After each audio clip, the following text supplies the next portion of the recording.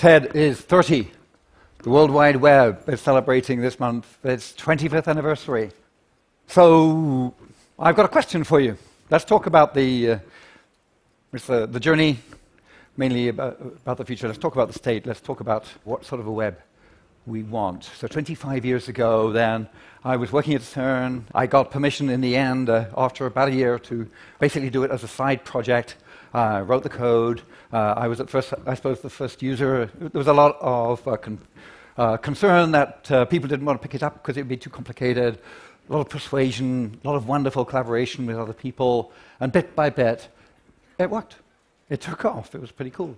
And in fact, a few years later, in 2000, 5% of the world population were using the World Wide Web. 2007, 7 years later, 17%.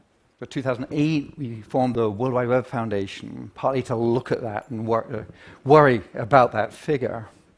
And now here we are, 2014, and 40% of the world are using the World Wide Web. Obviously, it's and counting. Obviously, it's increasing. I want you to think about both sides of that. Okay, obviously, to anybody here at TED, the first question you ask is, what can we do to get the other 60% on board as quickly as possible? Lots of important things. Obviously, it's going to be around mobile. But also, I want you to think about the 40%. Because if you're sitting there yourself, sort of with a web-enabled life, you don't remember things anymore, you just look them up, then you may feel that it's been a success and we can all sit back.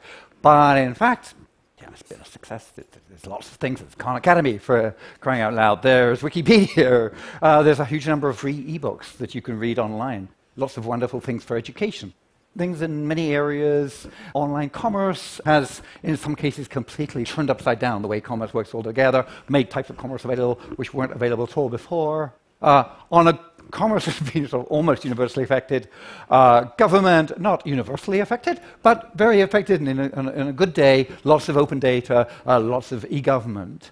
So lots of things which are visible happening on the web. Also lots of things which are less visible. The healthcare, late at night, when they're worried about what sort of cancer somebody they care about might have. When they just talk across the internet to somebody who they care about very much in another country. Those sorts of things are not out there, and in fact they require a certain amount of privacy. So we kind of assume that part of the web, part of the deal with the web, is when I use the web, it's just a transparent, neutral medium, and I can talk to you over it without worrying about what we in fact now know is happening.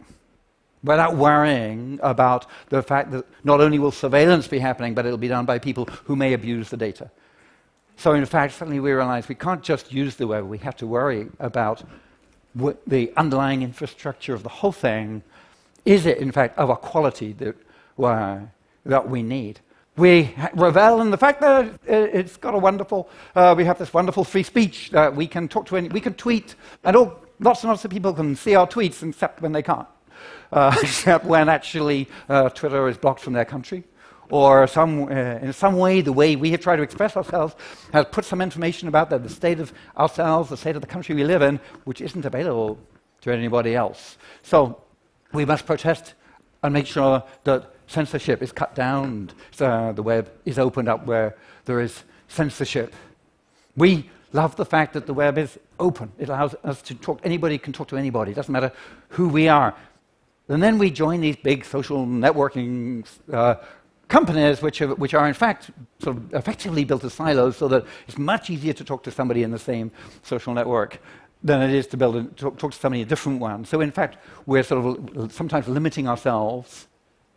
And we also have this, if you've read the book about the filter bubble phenomenon is that we love to use machines which help us find stuff we like. So we love it when they learn what things we like to click on, and so the machine automatically feeds us the stuff that we like, and we end up with this rose-colored spectacles view of the world called a filter bubble. So here are some of the things which maybe threaten the sort of web we have. What sort of web do you want? I want one which is not fragmented into lots of pieces, as some countries have been suggesting they should do in reaction to the recent surveillance.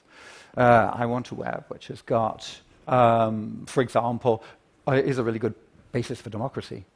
I want a web where I can use healthcare with privacy and where there's a lot of health data, clinical data is available to scientists to do research.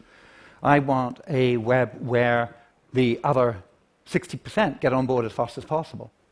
I want a web which is such a powerful basis for innovation that when something nasty happens, some disaster strikes, then we can respond by building stuff to respond to it very quickly. So this is just some of the things that I want. I mean, from a big list, obviously it's longer. You have your list.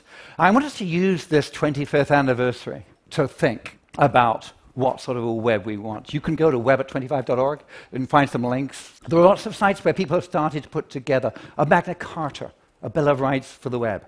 How about we do that? How about we decide these are, in a way, becoming fundamental rights, the right to communicate with whom I want. What will be on your list for that Magna Carta? Let's crowdsource a Magna Carta for the web. Let's do that this year. Let's use the energy from the 25th anniversary to crowdsource a Magna Carta for the web.